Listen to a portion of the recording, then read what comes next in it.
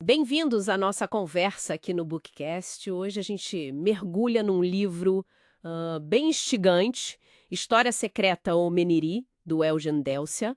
Vamos explorar juntos as primeiras páginas, especificamente o comecinho do capítulo 1, As Maravilhas da Bíblia e dos Sábios.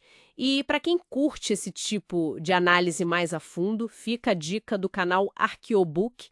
Eles têm bastante material nessa linha. Estão lá no Telegram também. Bom, então o que a gente encontra logo de cara nesse livro? Ele já começa, assim, com uma comparação forte entre o Novo e o Velho Testamento, né? Exato. O Délcia, ele sugere algo curioso, que o Novo Testamento, sabe, com aquela mensagem de amor de Jesus, teria sido compilado por iniciativa do Ptolomeu do Egito. E ele faz questão de dizer que o Ptolomeu seria de origem trácia, e que a divulgação depois foi apoiada por imperadores bizantinos, que ele também aponta como trácios. Interessante essa conexão com a Trácia. Sim. E ele contrapõe isso, né, aos seguidores do Velho Testamento que, segundo o livro, não teriam reconhecido Jesus como Messias. E logo depois dessa introdução, ele já joga uma bomba, pode-se dizer. A notícia sobre juristas egípcios. Ah, sim. Isso chama bastante atenção. Liderados por um tal de Nabil Hilmi, eles estariam preparando um processo contra Israel e a base, o próprio Velho Testamento, alegando que bens foram levados do Egito durante o Êxodo. Que coisa, hein? Usar o texto sagrado num tribunal moderno para algo que aconteceu milênios atrás. Pois é. E o livro explora as implicações disso, né? Imagina guerras futuras sendo travadas em tribunais por causa de eventos antigos. O Deucídides até brinca com a ideia do Arafat, por exemplo, pedindo compensação em nome dos filisteus, que o livro descreve como ancestrais trácios dos palestinos. É um cenário hipotético, claro, mas bem provocador. E as provocações não param por aí. Ele também entra na teoria do Freud, né? Aquela que liga Moisés ao faraó Akhenaton. Exatamente. Akhenaton, aquele faraó que instituiu o culto a Aton, o disco solar. O livro menciona que a datação até bate, ali por 1372 a 1354 a.C. Mas imagino que os seguidores de Moisés não gostem muito dessa ideia. Claro que não, o livro aponta isso. Mas o Deucelos essa controvérsia para levantar outra questão, talvez ainda mais profunda. Será que Moisés levou do Egito só tesouros materiais? Ou levou também a religião, as tradições? Como assim? Ele cita alegações de que os Salmos de Salomão seriam, na verdade, plágio de textos egípcios. Isso leva a questionar. O culto original era mesmo a Yahweh? Ou seria ao Sol, a Aton, que era visto como uma divindade mais, digamos, universal na época do Akhenaton? Nossa! Quer dizer, ele está sugerindo que talvez a própria base da fé judaico-cristã tenha sido importada do Egito. Isso é bem radical. É exatamente essa a linha de raciocínio que o livro apresenta. Uma origem talvez diferente da que estamos acostumados. E para complicar ainda mais o cenário. Sim, para adicionar mais uma camada, ele cita um tal Maurice Gignard e a Bíblia Lidiana. Bíblia Lidiana? Nunca ouvi falar. O que seria isso? Então, segundo o que o Deucia reporta sobre esse Guinar, um povo antigo das Ilhas Canárias, os Guanches, teriam gravado trechos de uma Bíblia primitiva em túmulos antigos. E essa versão original, que teria sido escrita pelos Guanches e pelos Pelasgos, outro povo antigo que o Deuceia menciona muito, essa versão teria sido depois distorcida pelos hebreus. Peraí. Distorcida. E a Bíblia que a gente conhece? Na visão apresentada no livro, a versão hebraica seria uma tradução posterior, feita lá no Egito, numa época em que a língua original já nem era mais compreendida. E mais, seria obra de Esdra, não de Moisés. Esdra, aquela figura-chave na compilação dos textos judaicos. É uma afirmação bem forte sobre a autoria e a originalidade do texto bíblico, né? Realmente. São muitas informações que desafiam o que a gente aprendeu. E pelo que entendi, essa verdadeira Bíblia dos Pelasgos nos leva ao próximo tópico do capítulo, certo? Exatamente. Mas olha, acho que por hoje já temos bastante coisa para processar, né? Só nessas primeiras páginas do História Secreta ou Meniri. Com certeza. É muita informação densa. Vamos continuar a desvendar esses argumentos do Eugen Delcel nas nossas próximas conversas. Combinado. E lembrando de novo o pessoal do canal Arqueobook para quem quiser se aprofundar mais. Por agora, fica a reflexão. E se as narrativas que a gente considera fundamentais tiverem origens muito mais complexas, antigas e até disputadas do que a história oficial costuma contar? Fica aí para pensar. Nessa parte falaremos sobre narrativas ocultas.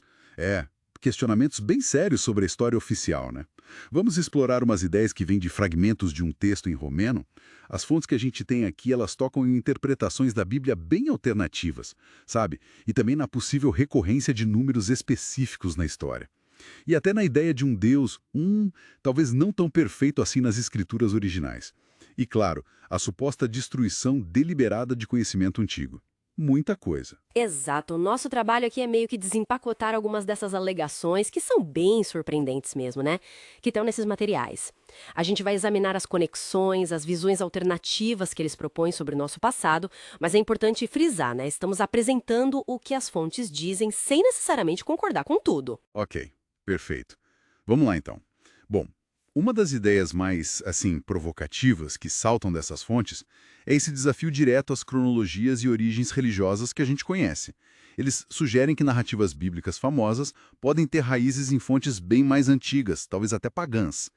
Como é que eles sustentam isso? Olha, o material levanta algumas hipóteses, né? Tipo, a de que Moisés seria, na verdade, o faraó Akhenaton. Eles se baseiam em supostas semelhanças teológicas, cronológicas. Também mencionam que os Salmos de Salomão poderiam ser, na verdade, adaptações de textos egípcios. E vai mais longe ainda. Chega a postular que a Bíblia verdadeira, digamos assim, teria sido escrita por povos antigos como os Guanches, lá das Canárias, ou os Pelasgos, da Grécia pré-helênica. E aí, a versão hebraica, segundo essa linha de pensamento que está nas fontes, seria uma tradução posterior e talvez, alterada.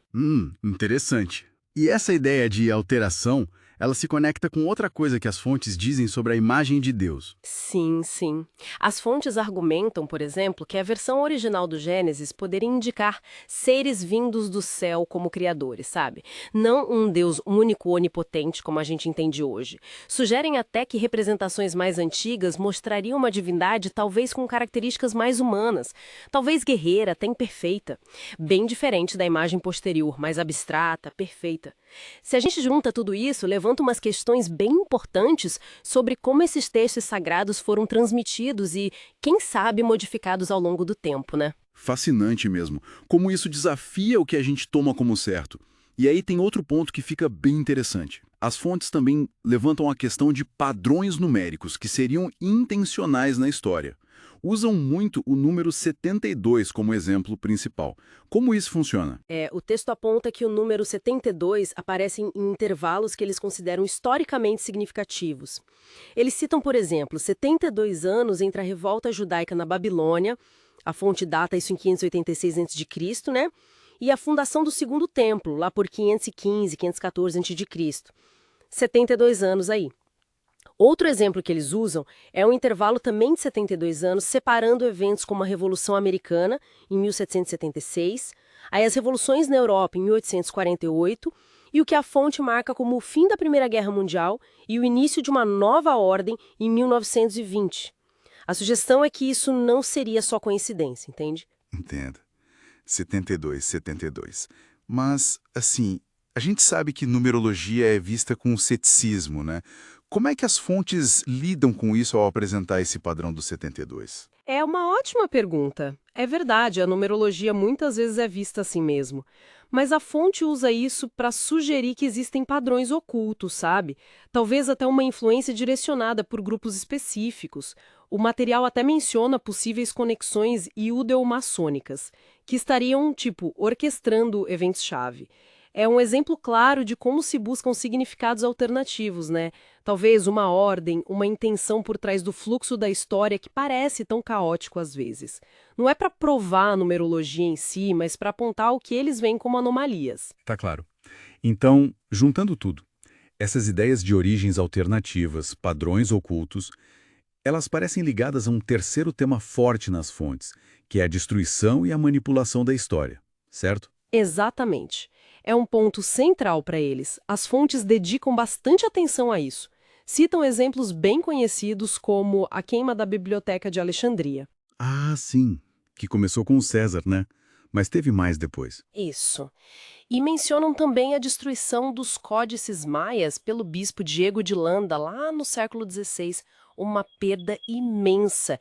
E os quipos incas também, aqueles sistemas de registro com nós, né, que se perderam muito durante a colonização, a Inquisição e até ações mais recentes de nazistas soviéticos contra documentos, tesouros culturais. E a ideia principal que as fontes trazem é que isso não foi só perda acidental, assim, dano colateral de guerra ou algo do tipo. Correto. O argumento central ali é que uma parte significativa dessa perda foi intencional. Seria parte de um esforço deliberado para apagar conhecimentos, inconvenientes, talvez, ou as verdadeiras origens de povos e civilizações. As fontes chegam a falar numa possível conjuração do segredo. Descrevem como um grupo, ou talvez uma tendência histórica mesmo, dedicada a ocultar ou distorcer o conhecimento. Mencionam desde imperadores romanos, como Augusto, destruindo livros de oráculos, até imperadores bizantinos queimando manuscritos. A perda de conhecimento é uma tragédia real, mas aqui eles sugerem uma agenda por trás de parte dela. Isso realmente mexe com a gente, né? Bate com aquela desconfiança que às vezes a gente tem sobre as versões oficiais do passado e a busca pelo que pode ter sido escondido. Sem dúvida. E essa desconfiança toda, alimentada por essas alegações de reescrita, de manipulação ou de apagamento mesmo, de partes cruciais da história, seja por mãos ocultas ou simplesmente pelos vencedores, nos leva a uma questão final, né? Exatamente. Fica aí a reflexão. Quanto do que a gente aceita como verdade histórica é, de fato, a história completa? Que conhecimento esquecido ou suprimido, como sugerido por essas fontes que a gente analisou hoje, poderia, se a gente redescobrisse, alterar fundamentalmente nossa compreensão sobre quem somos e de onde viemos? É algo para a gente pensar, né? Agora, falaremos sobre interpretações alternativas, né? Das origens humanas de textos antigos. Vamos explorar um pouco Gênese, possíveis influências não humanas, olhando só o que as fontes que a gente recebeu trazem. Essas fontes, elas dão uma visão diferente, né? Do primeiro versículo da Bíblia, conectam textos sumérios com entidades cósmicas. Vamos tentar entender melhor isso aí. Exato. Vamos olhar como análises da língua, do hebraico original mesmo, e traduções dos sumérios, como está nesses materiais, sugerem que deuses, bom, poderiam ser seres vindos do céu. E como isso talvez se ligue a outras tradições esotéricas que também são citadas, né? Um ponto que chama logo a atenção é essa análise do comecinho da Gênese. No princípio, Deus criou os céus e a terra. A pesquisa que as fontes mencionam, que se baseia no especialista, o J.M. Vaschalchati, ela diz outra coisa. Sim, o foco ali é na palavra Elohim, tradicionalmente é Deus, singular, mas a palavra em si é plural. Significaria divindades ou deuses. Plural, interessante. E tem o verbo bará, normalmente traduzido como criar, né, do nada. Mas essa análise sugere que o sentido original seria mais como cortar, separar, talvez modelar. Modelar. Isso. A implicação, segundo essa linha, é que esses seres vindos do céu, eles teriam trabalhado com matéria que já existia. Talvez depois de algum cataclismo, sabe? Para remodelar, recriar os céus e a terra. Então a tradução ficaria tipo, usando o que sobrou, seres vindos do céu modelaram os céus e a terra. Nossa, muda tudo. Muda bastante a perspectiva da criação ex nihilo, né? Sim. Do nada. E aí que entra o Zacarias Sitchin, que as fontes também citam bastante. Pois é, o Sitchin é outra figura-chave nesses documentos. Ele estudou línguas antigas, sumério, hebraico. E ele traduziu aquelas tábuas sumérias certo. Qual foi a conclusão dele? Bom, o Sitchin, baseada nessas tradições, ele argumentou que o Gênese, o livro bíblico, seria, na verdade, um resumo, uma versão mais curta de histórias sumérias bem mais antigas. Mais antigas e detalhadas que a Bíblia. Exatamente. E ele vai além. Ele diz que termos como Nefilim, que na Bíblia às vezes traduzem como gigantes, Sim, lembro disso. se refeririam, na verdade, a esses seres vindos do céu, que nos textos sumérios são chamados de Anunnaki. Sitchin interpretou como aqueles que do céu para a terra vieram. Anunnaki. Os mesmos seres vindos do céu, da Gênese na visão dele. Na interpretação dele, sim. Ele conecta tudo e diz que esses Anunnaki teriam tido um papel direto mesmo na nossa origem, na origem da humanidade. Quer dizer, uma intervenção externa lá atrás, registrada tanto pelos sumérios quanto, de forma resumida, na Bíblia. É isso que as fontes sugerem através do Sitchin. É uma das linhas centrais que esses materiais exploram, sim, essa conexão. E não para por aí, né? As fontes também falam de conexões esotéricas. Mencionam um tal mestre Jwalku. Isso, o tibetano. Uma figura conhecida nos círculos teosóficos do século XX. Os materiais trazem citações dele. E o que ele diz que se encaixa nisso tudo? Olha, segundo o que está citado ali dos textos dele, lá nos primórdios da Terra não existia uma hierarquia espiritual como se entende depois. Era só Shambhala, um centro espiritual e a humanidade bem primitiva. Certo. E ele sugere que o próprio impulso da vida na Terra e as invocações, os chamados da humanidade primitiva, teriam atraído ajuda. Entidades mais evoluídas de outros lugares, como de Sírios, teriam vindo auxiliar o nosso desenvolvimento. Sírios. Então aí já conecta com outros sistemas estelares. Exato. O interessante é ver como diferentes fontes, a análise linguística da Bíblia, os textos sumérios na leitura do Sitchin e essa tradição esotérica, todas elas, de jeitos diferentes, apontam para uma coisa parecida. Uma interação antiga entre nós, humanos, e inteligências de fora, sejam elas físicas ou espirituais, dependendo da fonte. É esse padrão que chama atenção na leitura desses materiais. Essa ideia persistente de que a nossa história não é só nossa, sabe? Que está ligada a inteligências não terrestres ou mais evoluídas. Então, resumindo o que a gente viu hoje, com base nesses documentos, tem essa releitura da Gênese com seres do céu modelando o mundo. Uhum. Tem a conexão com os Anunnaki sumérios via Sitchin. Certo. E até essa visão esotérica de ajuda vinda de lugares como Sírios. Exatamente. São perspectivas que, claro, batem de frente com as narrativas mais convencionais, da nossa história, da religião. Propõem um passado bem mais complexo e interligado com o cosmos. Fica então a reflexão, para quem acompanha a gente. Como é que a nossa compreensão sobre nós mesmos, sobre nosso lugar no universo, mudaria se a gente considerasse essa possibilidade? A possibilidade de que a história humana, como sugerem essas fontes que analisamos, talvez não seja só um drama aqui da Terra, mas parte de algo bem maior, uma teia cósmica. Agora, vamos falar sobre uma ideia bem provocativa que a gente encontra nesses materiais, a de uma grande censura que teria acontecido ao longo da história. Isso. Os textos sugerem uma supressão, uma destruição bem deliberada mesmo de conhecimento, de registros históricos. Exato. E a nossa conversa hoje, então, vai ser para explorar um pouco esses exemplos que aparecem e tentar entender as motivações por trás disso, Sempre com base no que as fontes estão dizendo. Ok, então vamos lá. Vamos começar a desembrulhar isso. A ideia central é forte, Diz que a perda de conhecimento histórico muitas vezes não foi por acaso, foi intencional. Uhum. Um apagamento meio sistemático. É chocante pensar assim. Que exemplos concretos, mais fortes, as fontes trazem pra gente? Sim. É uma perspectiva que mexe com a gente, O material lista vários casos bem marcantes. Olha, começa com a famosa Biblioteca de Alexandria. Claro, Alexandria. A destruição lá parece ter sido um processo, em fases, sabe? Vários eventos contribuindo ao longo do tempo. Não foi uma coisa só. Entendi. Não foi de uma vez. Isso. Aí dá um salto para as Américas. Fala da queima dos códices maias. Ah, sim. Pelo bispo Diego de Landa. Terrível isso. Exatamente. Ele via aquilo como coisa do diabo, Obras demoníacas. E essa ideia do demoníaco, do perigoso, parece que se repete, As fontes também falam da destruição dos quipos incas. Uhum. Aqueles registros de nós, complexíssimos. Isso. Destruídos pela Inquisição. e até as tábuas Rongo-Rongo, lá da Ilha de Páscoa. Nossa, sim! Eliminadas por missionários já no século XIX. É um padrão, assim, que atravessa continentes, séculos. É impressionante. Exatamente. E olha, não para por aí, não fica só na antiguidade ou no período colonial, não. Ah, tem mais recentes também. Tem.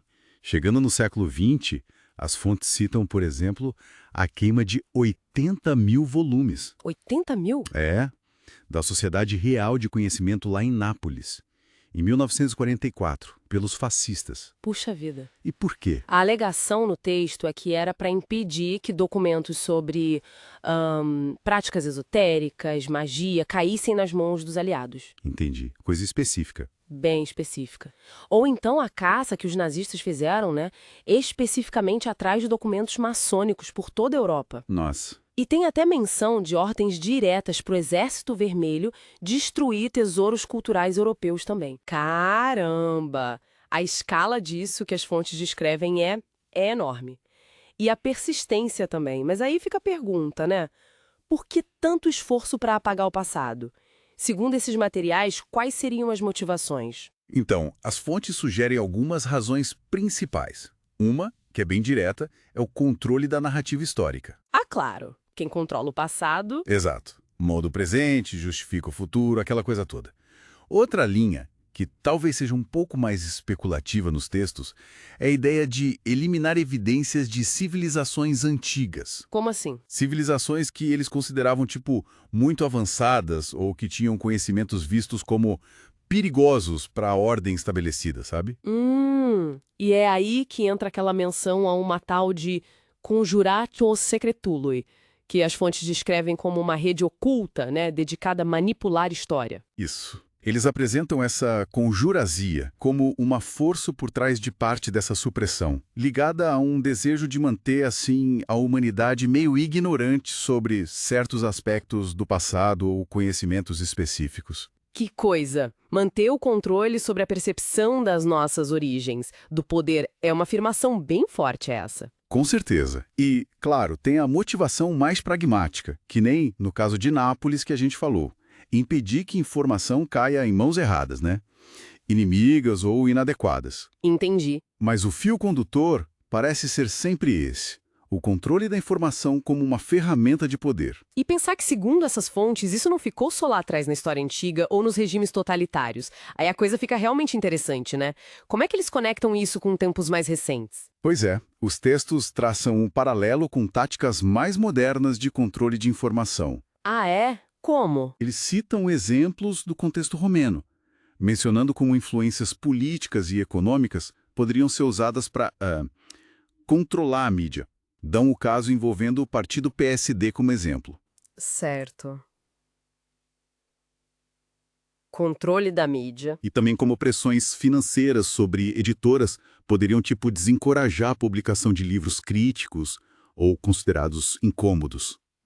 Faz sentido, né? É uma forma mais sutil, talvez. Então, o que tudo isso sugere, assim, na visão que está sendo apresentada nesses textos? Que talvez as ferramentas mudem, sei lá, da tocha para a pressão econômica, mas a intenção de filtrar, controlar ou suprimir informações que desafiam o status quo, isso permanece. Essa parece ser a linha de argumentação central, sim. A ideia de que o jogo de controle da informação continua, só mudam as peças, talvez. E isso levanta uma questão importante, né? Uma reflexão quase inevitável. Qual seria? Se a gente aceitar essa possibilidade, levantada pelas fontes, de que houve tanto apagamento sistemático ao longo do tempo, o quão completa ou, sei lá, enviesada pode ser a nossa compreensão atual da história. Nossa, é verdade.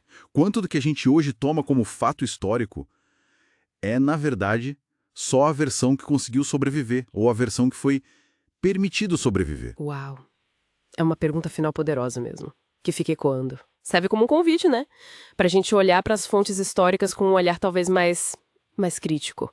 Sempre ciente dessa possibilidade de existirem narrativas perdidas, silenciadas ou, quem sabe, deliberadamente apagadas da nossa memória coletiva. Agora falaremos sobre um tema bastante inquietante que a gente encontrou no material analisado. É a persistente destruição, sabe, e ocultação do conhecimento ao longo da história. Os documentos que a gente leu descrevem um fenômeno que eles chamam de a grande censura. Então, vamos investigar um pouco como, segundo essas leituras, informações que parecem cruciais sobre o passado da humanidade podem ter sido, assim, sistematicamente eliminadas ou escondidas, né? Exato, é isso mesmo. O material detalha, assim, múltiplos episódios, em diferentes eras, diferentes culturas, onde registros, bibliotecas inteiras, artefatos foram deliberadamente destruídos. E isso, claro, força a gente a questionar. O que que a gente sabe realmente sobre o nosso passado? E qual conhecimento pode ter sido, assim, irremediavelmente perdido nesses eventos todos? Um ponto de partida clássico que é abordado é a famosa Biblioteca de Alexandria. Mas o interessante é que não foi um evento único, sabe? Foi um processo, bem gradual.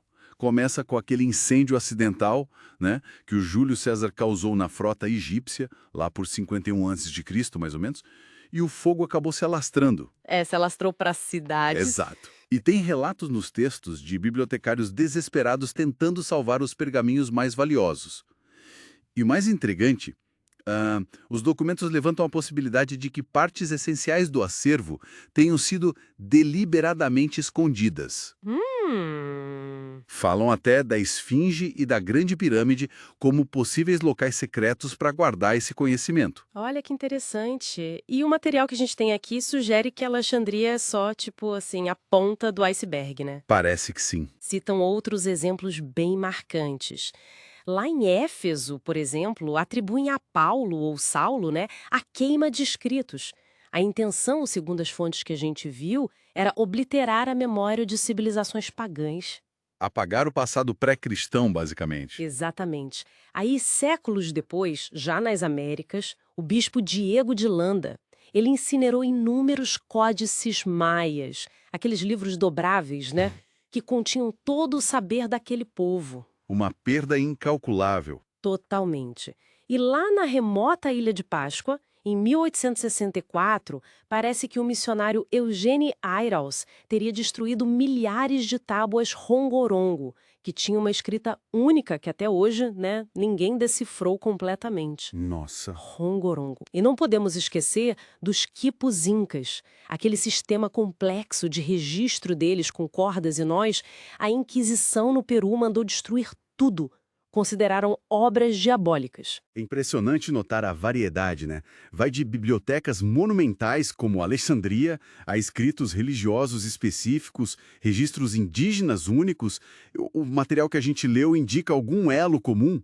Tipo, qual tipo de conhecimento que era visado nesses casos tão diferentes? Olha, essa é uma questão central que os textos exploram. Embora os contextos mudem muito, né, a sugestão é que frequentemente era um conhecimento que desafiava a visão de mundo dominante, ou o poder estabelecido, fosse ele religioso ou político. Entendi. Conhecimento sobre cosmologias antigas, histórias pré-cristãs, sistemas de escrita não europeus, ou, como a gente vai ver, até práticas consideradas mágicas, coisas que fugiam do controle, sabe? E essa suposta campanha de destruição, ela não ficou só na antiguidade ou no período colonial? Pelo que eu vi, tem menções a eventos bem mais recentes, não é? Tem sim. Os documentos trazem exemplos até do século XX. Um incidente que descrevem como particularmente chocante aconteceu em Nápoles em 1944. Segunda Guerra Mundial. Isso. Relata-se que uma unidade fascista teria queimado, de propósito, uns 80 mil livros e manuscritos raros. Pertenciam à Società Reale di Conoscenza. E a motivação? O que eles dizem? A motivação alegada seria impedir que documentos sobre práticas de magia que eles viam como poderosos caíssem nas mãos das forças aliadas, que estavam avançando. Caramba. E os textos também mencionam ações da SS nazista. Eles focavam em confiscar e destruir arquivos maçônicos e também falam da pilhagem e destruição de tesouros culturais por tropas stalinistas na Europa. Essa recorrência toda, destruição em épocas e lugares tão diferentes, da antiguidade até a Segunda Guerra, parece sistemático demais para ser só coincidência, né? Pelo menos segundo o material que a gente tem. É aí que os documentos introduzem uma ideia mais abrangente, não é? Exatamente. É nesse ponto que o material que a gente analisou postula a existência de uma conjuração do segredo. Ou, no termo original que usam, conjuratia secretuli. Uma conjuração do segredo? É. A ideia apresentada é de uma força, ou talvez um grupo, atuando nas sombras, sabe? Ao longo dos séculos, com o objetivo claro de controlar a narrativa histórica oficial. Controlar o que a gente sabe sobre o passado? A existência de civilizações avançadas que foram esquecidas, como os pelasgos, os guanches ou mesmo os sumérios, cuja história ainda é bem debatida. Uhum. E até mesmo possíveis evidências de contato extraterrestre num passado bem distante. Uma conjuração do segredo, e isso soa bastante impactante. O material que a gente analisou dá alguma pista sobre como esse controle seria exercido, além da destruição física, que a gente já viu vários exemplos. Sim, os textos sugerem que vai além da destruição física. Afirma-se que obras fundamentais foram alteradas, ou então chegaram até nós de forma fragmentada, mas propositalmente. Manipulação também, então? Exato. A própria Bíblia é mencionada como uma possível compilação ou até distorção de fontes muito mais antigas, fontes pagãs, e levantam a suspeita de que os trabalhos de historiadores cruciais da antiguidade, tipo o Calístenes, que era o historiador do Alexandre o Grande, Hecataeus de Mileto, Políbios, que as obras deles foram em grande parte perdidas não por acaso, mas por uma censura deliberada, para moldar nossa compreensão do passado. Então, o quadro que emerge dessas leituras é que a história que a gente aprende, ela pode ser uma versão cuidadosamente editada, sabe? Filtrada por séculos dessa tal grande censura intencional. Uma narrativa construída sobre o que foi omitido, o que foi perdido. De fato, o material nos confronta com essa possibilidade bem desconcertante. E isso nos leva direto à reflexão final que essas fontes provocam, né? Qual seria? Se a gente considerar esses padrões de supressão e destruição que estão documentados, que capítulos vitais da saga humana permanecem escondidos? Ou foram apagados para sempre? É uma pergunta forte. E o mais importante, como essa potencial lacuna, que pode ser colossal no nosso conhecimento histórico, afeta a nossa compreensão mais fundamental de quem nós somos e para onde a gente está indo. Nessa parte, vamos falar sobre um tema que as fontes sugerem ser bem mais do que só documento perdido, sabe? A ideia de uma grande censura na história. Não é só o tempo apagando as coisas, não. É uma possível destruição, uma manipulação mesmo, intencional do conhecimento. A gente vai mergulhar aqui nos exemplos que o material traz para entender como a história que contam para a gente pode ter sido, assim, reescrita ou até omitida. Para começar, tem um caso clássico que as fontes levantam, a destruição da Biblioteca de Alexandria. O interessante é que o material não fala de um incêndio só. Exato, foi um processo, né? Em etapas. Isso. Começando já na época de Júlio César. E tem uma sugestão bem intrigante, que os textos mais valiosos talvez nem tenham sido queimados. Pois é, teriam sido salvos, escondidos secretamente. As fontes até especulam, né? Falam da esfinge, da grande pirâmide. Imagina, será? Mas isso parece fazer parte de algo maior, né? Com certeza. O que chama atenção nas fontes é justamente isso. Como Alexandria, por mais impactante que seja, se encaixa num padrão. Um padrão bem amplo, assim, de apagamento cultural. Os exemplos são muitos, né? O bispo Diego de Landa queimando os códices maias lá no século XVI. Terrível isso. Muito. E missionários católicos acusados de destruir as tábuas Rongo-Rongo na Ilha de Páscoa, aquelas placas de madeira misteriosas, sabe? Com uma escrita que ninguém decifrou até hoje. Sim, eu lembro disso. Aí tem a Inquisição Espanhola mandando queimar os quipos incas, que eram aqueles registros complexos com nós em cordas. E chegando mais perto, né, século XX, fascistas queimando milhares de livros em Nápoles. Nossa. A SS nazista caçando especificamente documentos maçônicos. E até a destruição soviética de patrimônio cultural na Europa, a lista longa. É impressionante ver essa lista. Atravessa tantas culturas, épocas diferentes. Mas assim, o que as fontes sugerem sobre o motivo?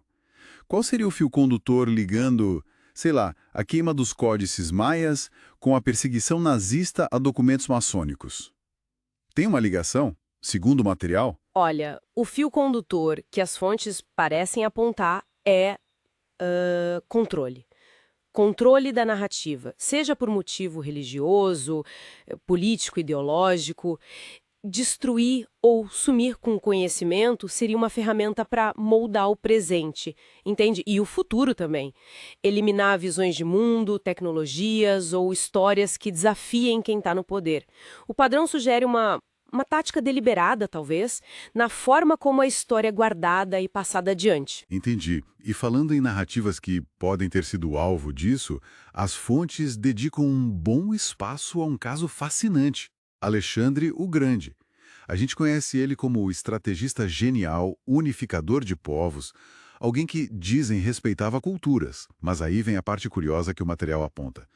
Apesar da gente saber que muitos escreveram sobre ele na época, citam Ptolomeu, Niarco, Calístenes, essas obras originais simplesmente desapareceram. Sumiram misteriosamente, como dizem as fontes, evaporaram. Exato. O que sobrou pra gente hoje são relatos de segunda mão, tipo Plutarco, Arriano, escritos séculos depois. Ou até versões que são pura ficção, como o Pseudo-Calístenes. Que era basicamente um romance de aventura, né? Cheios de lendas, não tinha nada de histórico fiel ali. Pois é. E a questão que as fontes levantam é: por quê? Por que tanto esforço para apagar ou distorcer a história justo do Alexandre? Ele não era unanimidade, né? Foi odiado em Atenas, criticado pelos próprios generais, pela forma como tratava os povos conquistados. Se a gente ligar isso com a ideia da grande censura que as fontes apresentam, Faz sentido. surge a hipótese de que figuras, assim, transformadoras, que mexem com o status quo, podem ter suas histórias reescritas por quem quer controlar o passado. As fontes usam até o termo conjuração, sabe? Sugerindo grupos agindo por trás das cortinas para manipular a narrativa. Uma conjuração? É! A persistência em apagar tanto sobre alguém tão monumental como ele foi é no mínimo instigante, né? Dá o que pensar. Com certeza. Então, o que a gente tira disso tudo? Se as fontes estiverem certas ao sugerir que tanto conhecimento sobre eventos cruciais, sobre figuras como Alexandre, pode ter sido perdido ou deliberadamente distorcido, isso leva a gente a questionar, né? Quantas outras verdades históricas que a gente aceita podem estar, na verdade, incompletas? Ou pior, ser fruto de manipulação intencional. Exato. Que partes fundamentais da nossa própria origem ou de civilizações antigas que a gente mal conhece podem ter sido varridas para debaixo do tapete? Fica essa pulga atrás da orelha. Pois é, a reflexão final que essa análise das fontes traz é sobre a natureza da história que a gente conhece. Ela pode não ser só um registro passivo do que aconteceu. Pode ser um campo de batalha ativo, onde narrativas são construídas, disputadas e às vezes deliberadamente apagadas. Fica a pergunta, né? Que outras histórias não contadas poderiam redefinir completamente nossa compreensão do passado e, por consequência, do nosso presente? Continuando essa conversa, vamos falar sobre como a história pode ser não apenas esquecida, mas segundo algumas alegações bem fortes presentes nas fontes que a gente analisou, ativamente apagada ou distorcida. Exato. Os textos de hoje nos levam a explorar o que chamam de uma suposta grande censura. A ideia é focar em como a memória de figuras tipo Alexandre o Grande, sabe? E até as origens de povos antigos, como os dácios, que são os ancestrais dos romanos. Como isso pode ter sido manipulado? A nossa missão aqui é tentar desvendar como certos textos somem e como narrativas são, assim, moldadas sempre com base no material que a gente tem em mãos, né? Claro, com base no que as fontes apresentam. Vamos começar então com Alexandre o Grande. Uma figura, nossa, gigantesca, quase divina mesmo na antiguidade. Sem dúvida. Mas as fontes que a gente está vendo levantam uma questão, assim, bem intrigante. Como é que relatos da época dele mesmo, tipo os de Calístenes, que era o historiador que o acompanhava, como é que eles simplesmente desapareceram, sumiram? Pois é, né? O material que a gente analisou sugere que esse sumiço dos textos contemporâneos não parece ter sido por acaso, não. Ah, então foi intencional. A fonte aponta para isso, para um esforço, assim, deliberado de controlar a narrativa sobre o Alexandre. As versões que acabaram circulando mais depois, como aquele texto chamado Pseudo-Calístenes. Sei. Aquele que nem é do Calístenes de verdade, né? Exatamente. É uma biografia bem romanceada, escrita séculos depois. E essas fontes que lemos descrevem esse texto como cheio de invenções, tipo, até as mais loucas, como uma delas diz. Imagino. E as fontes mais sérias? Então, obras que poderiam ser mais factuais, de gente como Ptolomeu, que foi general dele, ou Aristóbulo, essas se perderam, ou só restaram fragmentos, pedacinhos. Poxa. E aí, em contraste, autores bem posteriores, tipo Plutarco e Arriano, tiveram suas obras preservadas, inteirinhas. A fonte até questiona se eles não foram, tipo assim, escolhidos a dedo, sabe? Entendi. Faz pensar. É um padrão que levanta muitas dúvidas, né? Sobre o que foi guardado de propósito e o que foi, talvez, descartado intencionalmente. Interessante como a ficção pode acabar meio que tomando o lugar da história quando as fontes originais se perdem, né? Totalmente. E esse padrão, segundo os textos que a gente viu, ele se repetiria com os ancestrais dos romenos, os dácios, e aqueles que vieram antes, os pélasgos. As fontes indicam que textos que poderiam, sei lá, enaltecer essa civilização também sumiram. Exatamente. O material que a gente leu aponta bem nessa direção, sim. Enquanto textos que talvez diminuíssem os dácios, como, por exemplo, certas passagens do Estrabão. Ah, o geógrafo grego? Esse mesmo.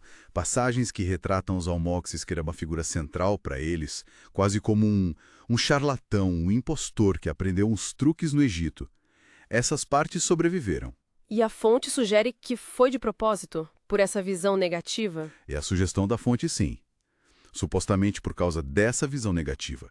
Em contraste, obras que poderiam dar outra perspectiva, talvez mais detalhada, mais positiva, desapareceram. Tipo quais? Olha, pensa na geografia de um cara chamado Demétrios de Calates, ou na Gética. Gética. Um livro escrito pelo próprio imperador Trajano sobre as guerras dele contra os dácios. Imagina o valor disso. Ou a obra do médico dele, Criton. Simplesmente evaporaram. Nossa, a do Trajano? Pois é. Até a tradução da Bíblia para o gótico feita por Wulfila, que talvez pudesse ter pistas sobre a cultura da região, sumiu também. Que coisa. Então fica a pergunta, né? O que será que essas obras continham sobre a cultura, a história dos dácios que, segundo essa alegação na fonte, precisavam ser apagados? O padrão sugere mesmo uma seleção cuidadosa para formar tal história oficial. E o mais curioso é que esse processo todo não seria só coisa lá do passado antigo, né?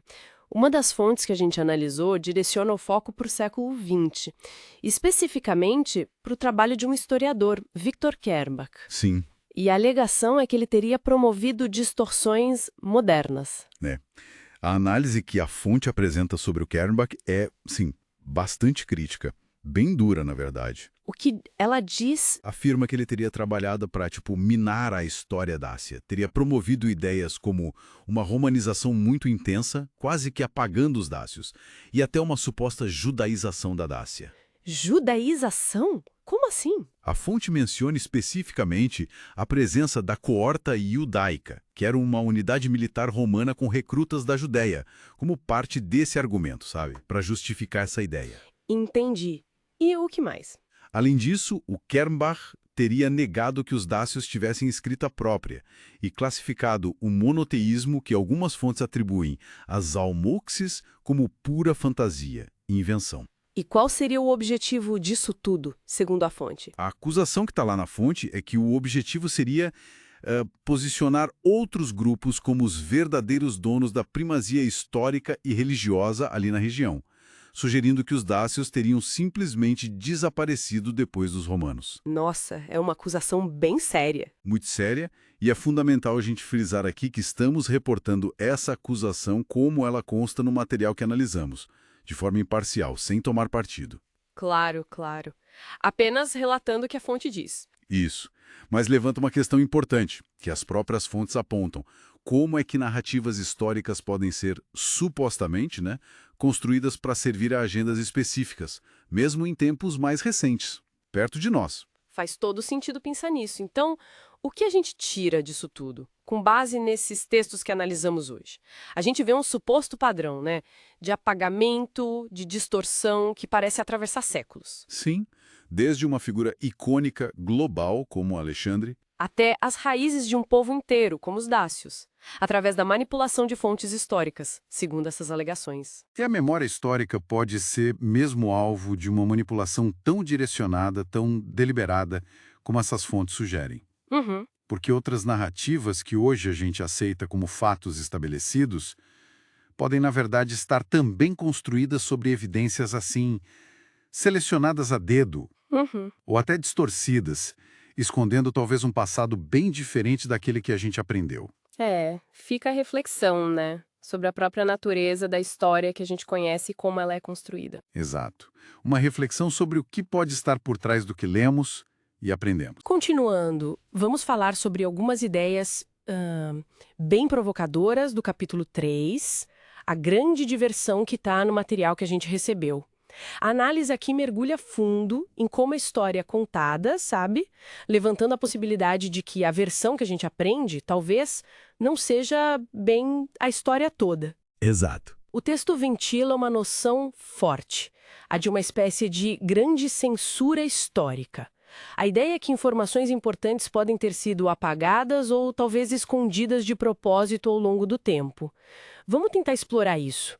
O ponto central parece ser que o nosso entendimento do passado pode ter sido ativamente moldado. Exato. E o que chama a atenção é a perspectiva que eles oferecem sobre o porquê disso ter acontecido, né? Sim. O material sugere que controlar a narrativa sobre o passado seria uma ferramenta poderosa para controlar o presente e, claro, o futuro. Como assim? Talvez escondendo origens ou mesmo civilizações inteiras que, não se encaixariam na versão oficial dos eventos. Entendi. Como sustentação para essa ideia, o texto cita exemplos históricos conhecidos, mas, assim, sob uma ótica diferente. A destruição de grandes acervos de conhecimento, como a famosa Biblioteca de Alexandria. Clássico exemplo. Ou a supressão de outros tipos de registros, pensa nos códices maias, aqueles livros pintados, né? Ou nos quipos incas, aquele sistema de nós. Complexíssimo aquilo. Pois é, são apresentados como possíveis partes de um esforço deliberado para eliminar saberes alternativos. É o que está lá. E essa linha de questionamento não para por aí, né? Fica ainda mais complexa, eu diria. Fica. A fonte aplica essa mesma lente crítica a textos que são pilares da nossa cultura, como a Bíblia. Aponta supostas inconsistências, por exemplo, lá na narrativa do Gênesis. Sim, detalhes como... Detalhes tipo a criação da luz antes da separação das águas, ou a ordem em que os corpos celestes, tipo a lua, teriam surgido, coisas assim. Exato. E além dessas inconsistências, o material levanta a hipótese de que trechos bíblicos poderiam ser, na verdade, compilações, ou talvez adaptações de mitos e textos bem mais antigos, sumérios, egípcios. E isso menciona especificamente os Salmos. Sim, Comparando com hinos egípcios e até aquela teoria controversa, de Moisés ser o faraó Akhenaton. peça mesma. Aquela figura conhecida pela tentativa de instituir o monoteísmo no Egito. A fonte traz essa conexão. Nossa, Se a gente conecta esses pontos, a análise que está na fonte não trata essas questões como meros erros de cópia ou tradução, sabe? Pelo contrário, sugere um padrão que poderia indicar uma intenção. Quer dizer, uma intenção deliberada mesmo de obscurecer conhecimentos mais antigos, ou narrativas que desafiariam visões de mundo que se tornaram dominantes depois. É uma leitura bem contraintuitiva, né? Da história religiosa e textual. sem dúvida. Mas olha, é fundamental ressaltar, né? A gente está discutindo aqui as perspectivas e as alegações que estão no material que nos foi fornecido. Certo, importante deixar claro. Não se trata de um endosso dessas ideias, nem são fatos estabelecidos pela comunidade científica ou histórica majoritária, tá? Nosso objetivo aqui é só expor e analisar o conteúdo dessa fonte específica. Entendido. Perfeito. Então, partindo dessa desconfiança sobre as narrativas, o que mais o material aborda? Tem um outro ponto que o texto questiona, que são os próprios métodos que a gente usa para datar o passado. Ah, sim. Como a datação por do ano 14, aquela técnica super conhecida. Sim, a fonte expressa um certo ceticismo. Sugere que esses métodos podem não ser infalíveis, ou, e isso é mais sutil, que seus resultados poderiam ser interpretados de uma maneira, se encaixarem em cronologias históricas que já estão estabelecidas, sabe? Entendi. Meio que forçar a barra para caber na teoria. A leitura que se pode fazer é essa. Isso nos leva a uma questão central levantada pelo autor do texto. Como é que as linhas do tempo que a gente aceita são de fato construídas? E o que, nesse processo todo, pode acabar ficando de fora ou sendo distorcido. É uma pergunta e tanto. Exploramos hoje, então, essa visão bastante particular apresentada no material sobre uma possível história reescrita ou censurada, focando nas ideias do capítulo 3, A Grande Diversão. A provocação principal que essa leitura deixa pra gente é a de olhar com um pouco mais de criticidade para as narrativas que a gente considera como certas, né? Pois é, fica a reflexão, estimulada por essa análise que a gente fez aqui. Até que ponto a história que a gente conhece reflete o passado como ele realmente foi? E quanto dela pode ser uma construção moldada inevitavelmente pelas intenções e perspectivas de quem a contou ao longo dos séculos? É. É algo que, sem dúvida, vale a pena a gente ponderar. Nessa parte, vamos falar sobre algumas ideias, assim, bem provocadoras que emergem das fontes que a gente analisou. Sim, são ideias que mexem um pouco com o que a gente costuma pensar, né? Exato. Elas mergulham fundo nos mistérios por trás daquelas grandes migrações antigas, sabe? Civilizações como os Olmecas, os Maias, Hititas, até os egípcios, que parecem surgir, assim, quase do nada em locais muito específicos, muito estratégicos. Uhum. E aí as fontes levantam a questão, será que era só busca por recursos? Ou tinha algo mais, sabe? Talvez um direcionamento oculto por trás, ligado até a uma ideia de culpa perpétua, impulsionando esses povos. Pois é, essa é uma tese central que a gente vê nesses textos. A possibilidade de que deuses criadores ou talvez alguma inteligência externa estivessem de fato coordenando essas movimentações.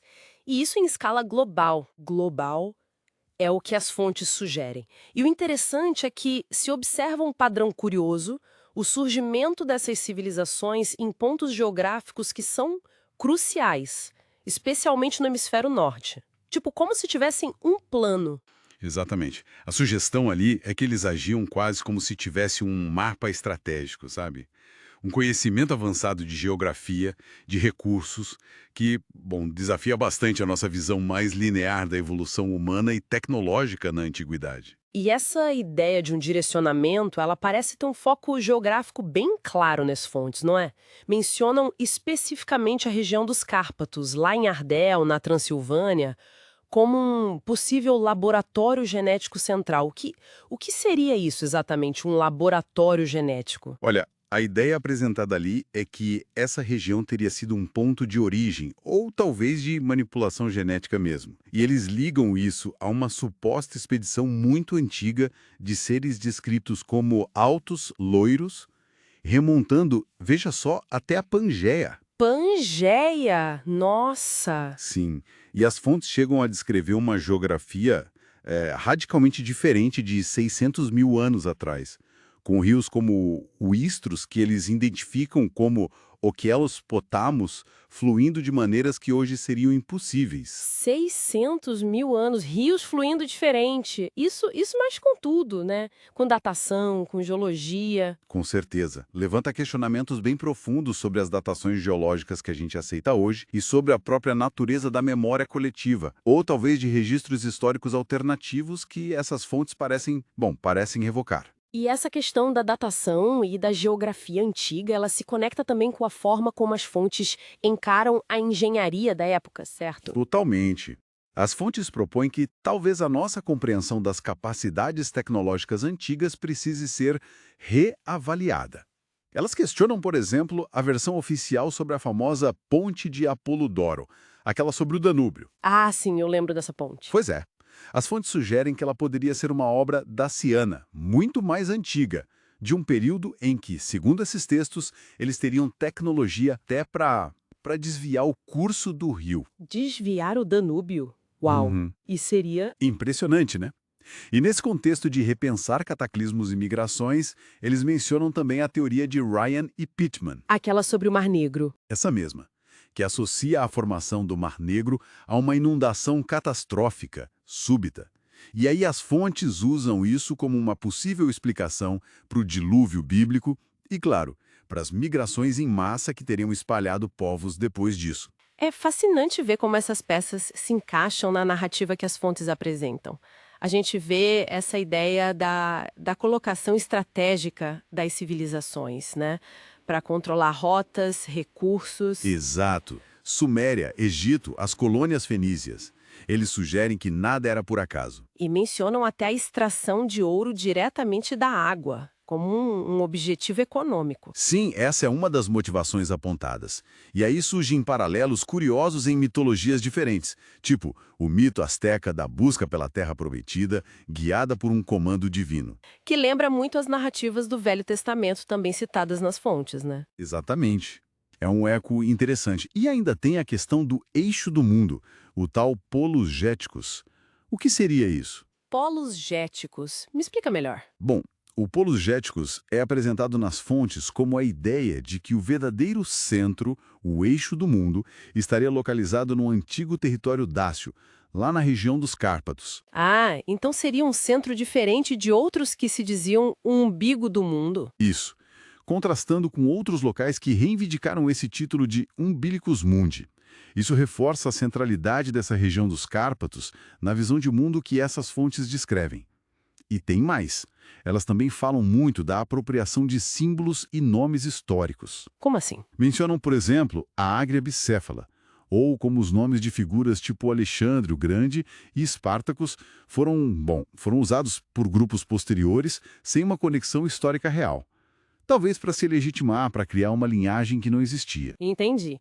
Então, além da geografia, da tecnologia, também tem essa camada de manipulação de símbolos, de narrativas. Sim, com certeza. As fontes criam um contraste bem forte.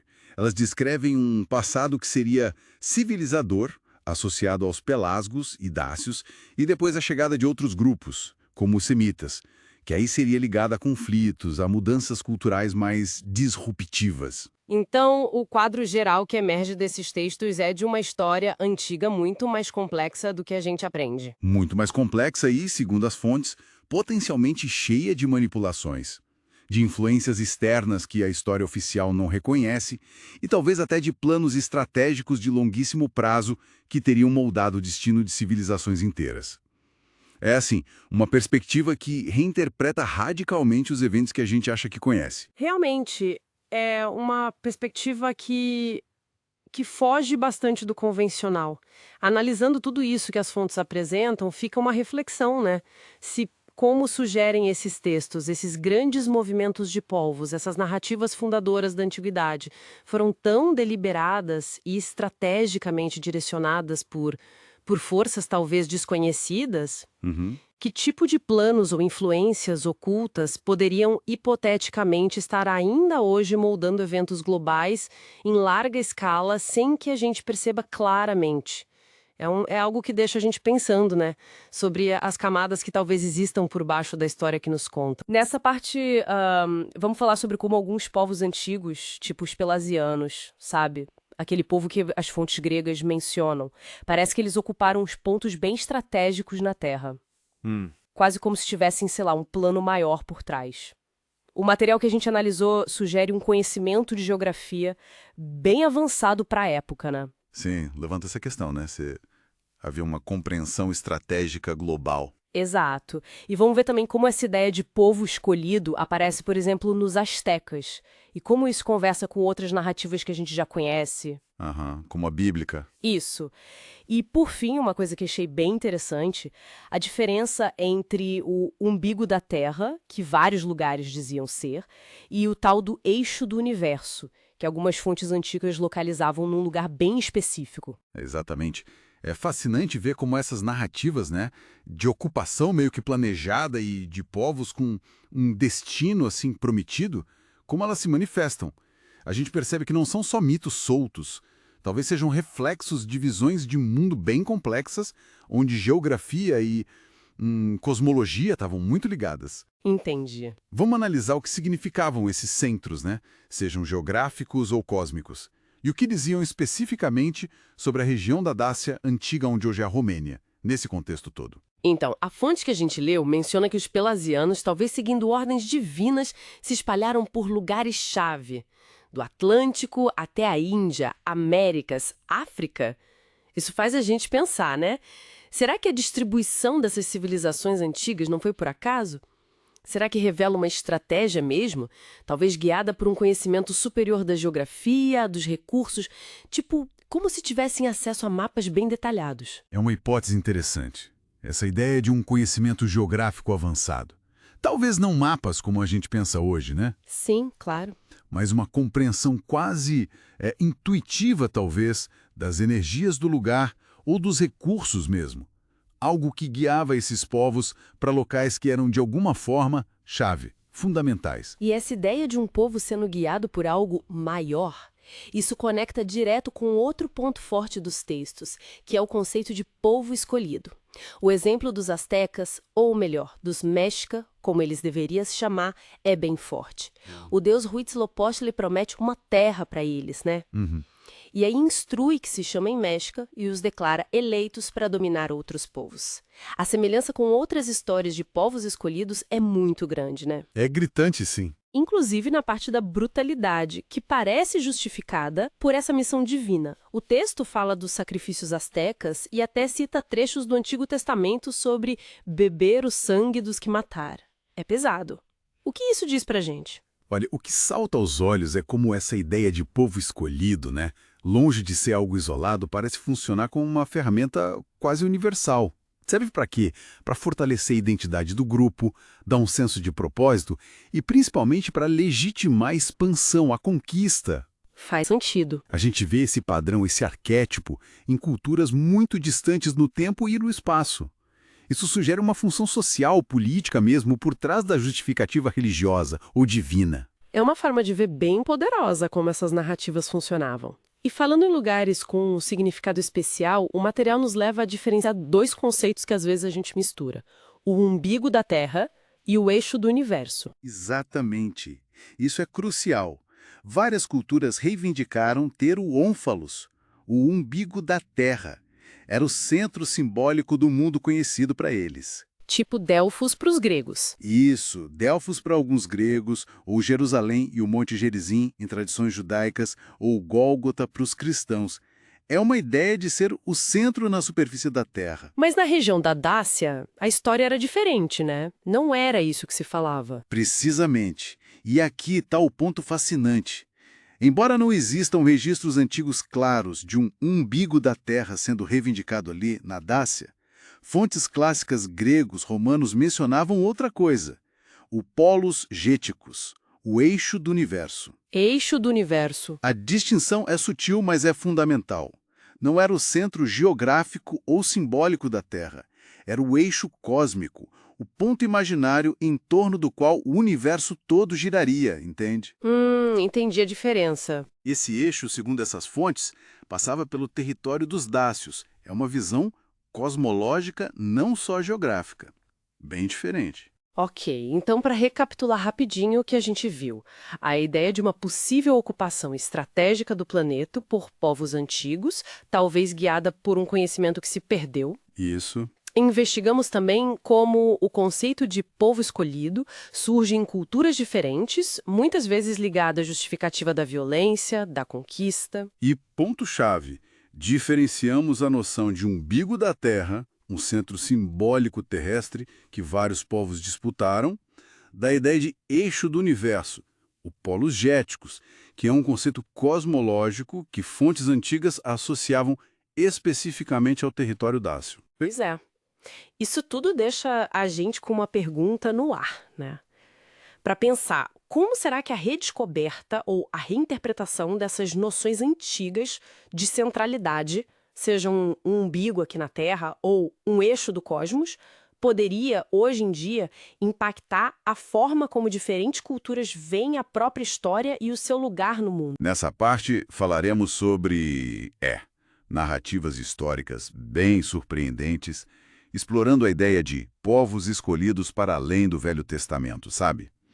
E também migrações que parecem guiadas, possíveis tecnologias ancestrais, e até significados ocultos em nomes, monumentos. Tudo com base nas fontes que a gente analisou.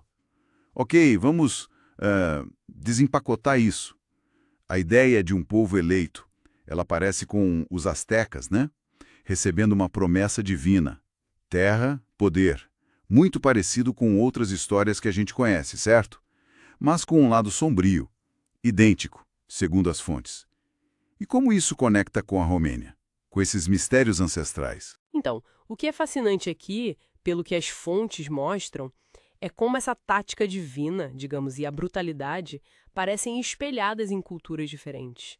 As fontes comparam mesmo, sabe, o costume asteca de arrancar corações ainda pulsando com uma passagem bíblica. Números 23 e 24. Ali fala de Israel bebendo o sangue dos que matar. Essa semelhança na violência, justificada divinamente, é algo que o material realmente destaca, né? E falando em padrões que se repetem, as fontes também mencionam o surgimento, tipo assim, do nada, de civilizações inteiras, olmecas, maias, hititas, egípcios, em locais-chave do mundo. Será que os textos sugerem que é mais que coincidência? Tipo, peças sendo colocadas no tabuleiro? Apresentam. Aí surge a hipótese de deuses, ou talvez entidades, agindo como estrategistas, né, com conhecimento avançado de mapas, de recursos, talvez até de origem não terrestre. Olha, tem uma teoria bem específica, mais especulativa mesmo, mencionada nas fontes, que sugere que Ardeal, lá na Romênia, teria sido tipo um laboratório genético central para uma suposta expedição extraterrestre de seres altos, loiros. É importante dizer que isso é uma interpretação bem heterodoxa, que está nesse material que a gente viu. Nossa, e falando em geografia, aqui a coisa fica realmente interessante, né? As fontes escrevem uma configuração do rio Danúbio, o Istros antigo, que seria completamente diferente há uns 600 mil anos atrás, principalmente ali perto das Portas de Ferro. Essa afirmação, claro, desafia muitas datações geológicas históricas.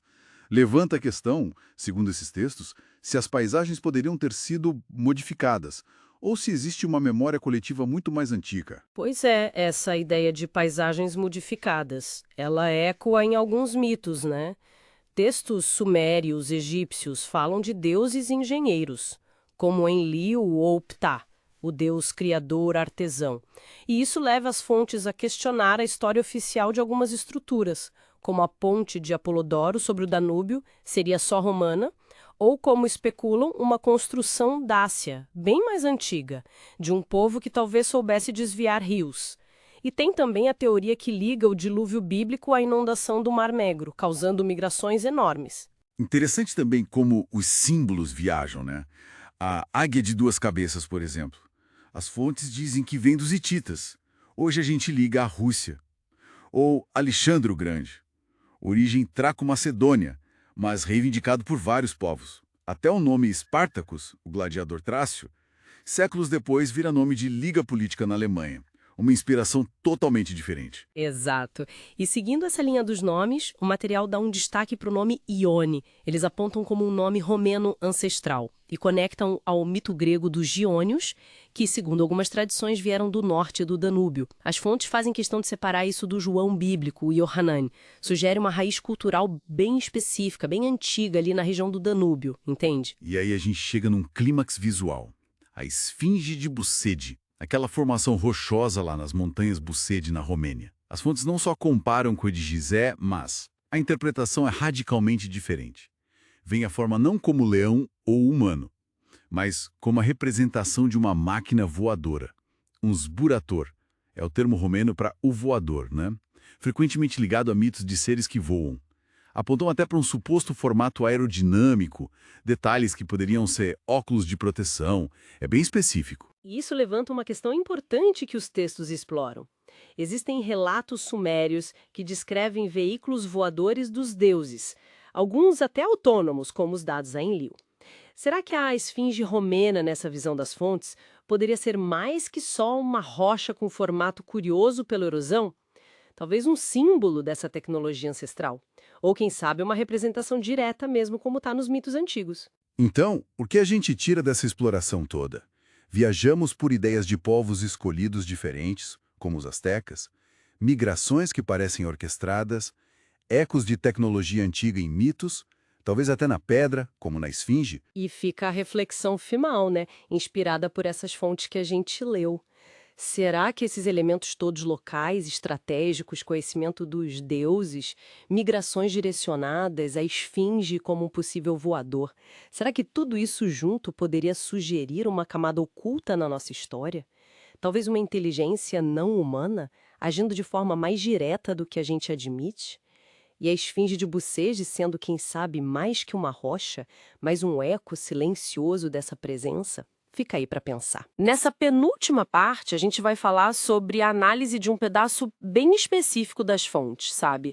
Vamos mergulhar um pouco na antiga casta sacerdotal dos Getas, que os textos chamam de casta Io. Isso. Vamos dar uma olhada no que esses materiais dizem sobre quem eram, os símbolos deles e as conexões que eles propõem lá na história antiga. Exato. As fontes que a gente analisou, elas detalham essa casta Io, né? Dizem que era formada pelos Ada, Massagueta, Gete, Gituli Uhum. e mais. Identificam esse grupo como, os criadores da cultura e civilização antiga, incluindo aí faraós, reis. Nossa, então uma posição bem... Fundamental. Sim, fundamental. E os textos também associam eles aos Bazarabi e àquela casta Sarabá que o Rasdeu mencionou, lembra? Lembro sim. Então as fontes colocam essa casta numa posição de origem mesmo, quase como a raiz de várias culturas e poderes antigos, é isso? Isso, exatamente. É essa a ideia que passam.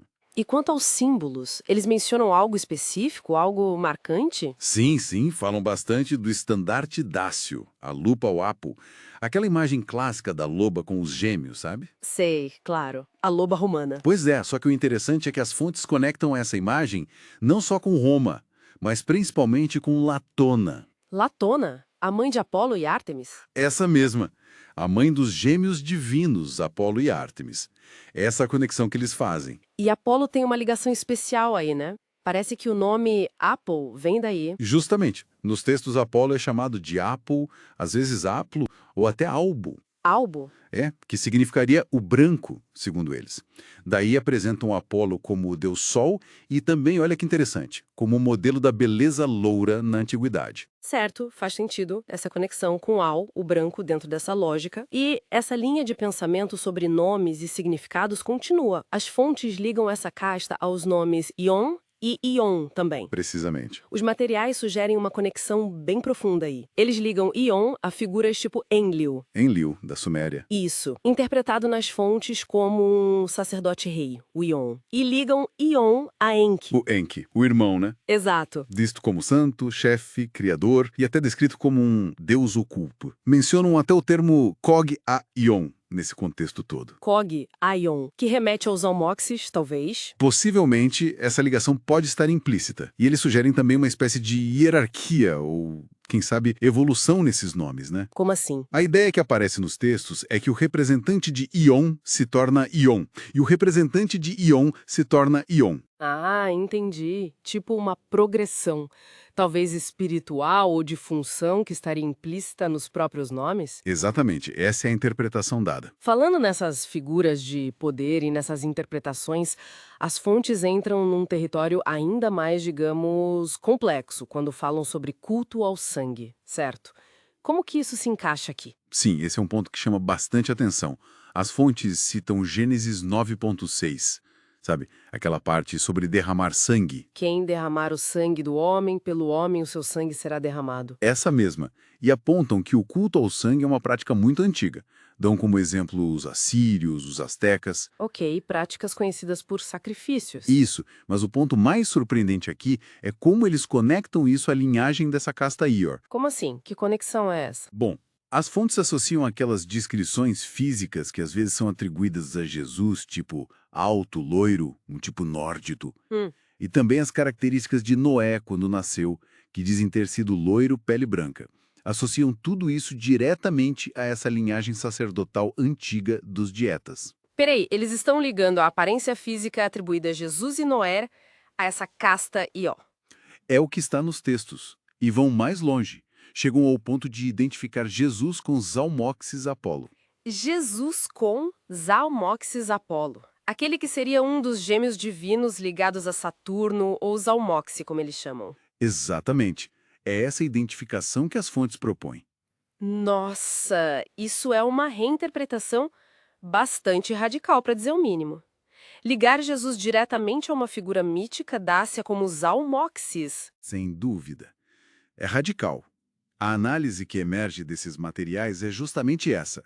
Uma rede complexa de conexões, cheia de significados que estariam, digamos, ocultos por trás de nomes, de mitos e até de características físicas que a gente normalmente associa a figuras históricas e religiosas centrais. É de fato uma perspectiva bem particular que as fontes oferecem.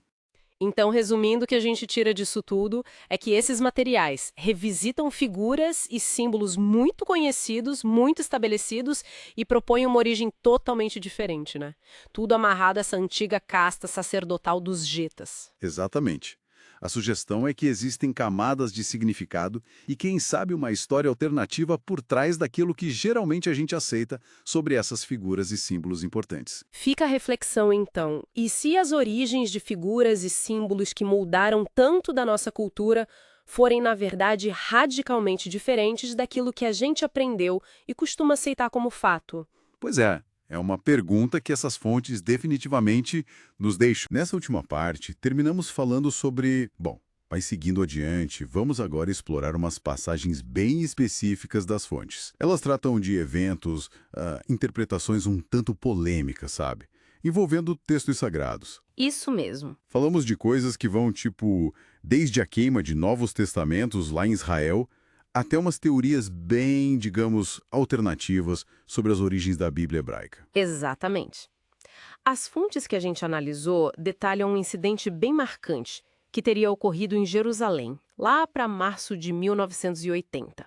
Assim, o que aconteceu? Segundo o que está registrado, membros da Yad Le'ahim, que é uma organização judaica religiosa, assim, mais para ultra-ortodoxa, Certo. eles teriam queimado cópias do Novo Testamento, em público. E parece que tiveram o apoio de centenas de estudantes de escolas talmúdicas. Nossa, queimar livros.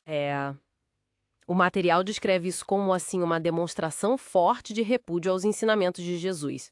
Bem direto. Um ato com um peso simbólico enorme, né? E cheio de conflito. E essa tensão toda em volta dos textos, parece que ela aparece de outras formas também, até inesperadas. Tipo no campo jurídico. As fontes falam de um caso no Egito. Sim, sim. É um ponto bem curioso que as fontes levantam. Um grupo de juristas egípcios, que era liderado por um tal de Nabil Hilmi, estaria, assim, preparando um processo na Suíça e o alvo, basicamente, todos os judeus do mundo. É o que diz a fonte. Como assim? Baseado em quê? A base seria exigir uma indenização pelos bens ouro, prata, utensílios que, segundo a narrativa do Êxodo, lá no Velho Testamento, os hebreus teriam levado quando saíram do Egito. Puxa vida, usar o texto do Êxodo para uma ação hoje. Exato. As fontes até comentam a ironia, né? E as complicações todas de tentar levar para a justiça um evento de milênios atrás. Imagina só. É uma abordagem singular, para dizer o mínimo. Mas as releituras não param aí, né? A gente chega no Sigmund Freud e as fontes fazem questão de dizer que ele era judeu. Correto. E Freud lança uma hipótese, assim, bem ousada. Ele sugere que Moisés... Ele não seria hebreu? Não. Não, seria, na verdade, o próprio faraó Amenófis IV, mais conhecido como Akhenaton, né? Aquele que instituiu o culto a um deus único, Aton, o disco solar. Akhenaton, mas se isso fosse verdade, as implicações seriam... Gigantes. Significaria que os hebreus não só levaram, digamos, os tesouros materiais do Egito, mas talvez a própria essência da religião monoteísta deles, e conhecimento científico, tradições. Então, peraí. Por essa linha de raciocínio das fontes, a origem do monoteísmo hebraico viria de Aton, e não de Yahvé. E ainda falam de plágio nos Salmos. Exatamente. A teoria do Freud, como está apresentada ali, levanta essa possibilidade. O culto original poderia ter sido a Aton, um deus solar universal, que depois foi adaptado. E sim, as fontes também trazem a alegação de que os salmos, aqueles atribuídos a Salomão, seriam, na verdade, adaptações de hinos egípcios mais antigos. Caramba! É uma desconstrução bem radical da narrativa tradicional, né? Baseada numa leitura psicológica, histórica, alternativa. É uma reviravolta e tanto. E quando a gente acha que as teorias não podem ir mais longe, as fontes nos trazem Maurice Guignard. Isso, Maurice Quignard. Ele também é descrito nas fontes como de origem judaica e vai ainda mais longe num livro chamado A Bíblia Lidiana. A Bíblia Lidiana. Sim, ele propõe que a verdadeira Bíblia não seria nem a hebraica. Teria sido escrita originalmente pelos Guanches. Guanches, aquele povo nativo das Ilhas Canárias. Esse mesmo. E pelos pelasgos, que é um termo usado para povos antigos da Grécia, pré-helênicos. Guanches e pelasgos escrevendo a Bíblia original.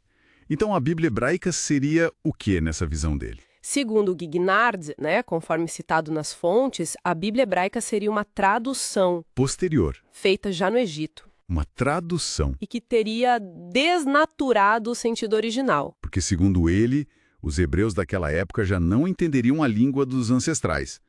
Ele até atribui essa tradução a Esdras, séculos depois de Moisés. Então ele contesta até a autoria de Moisés para a Torá. Exatamente. Contesta a autoria mosaica tradicional. É talvez a contestação mais fundamental que a gente encontrou nessas fontes. Bem radical mesmo. Bom, então, o que a gente tira disso tudo? Essas partes das fontes nos colocam diante de um leque, assim, impressionante de desafios às narrativas que a gente costuma ouvir como estabelecidas, né? Sobre textos fundadores. Com certeza. Desde queima de livros e disputas legais modernas, baseadas em textos antigos, até reinterpretações pela psicanálise e teorias sobre origens completamente diferentes em povos que a gente nem associava. Exato.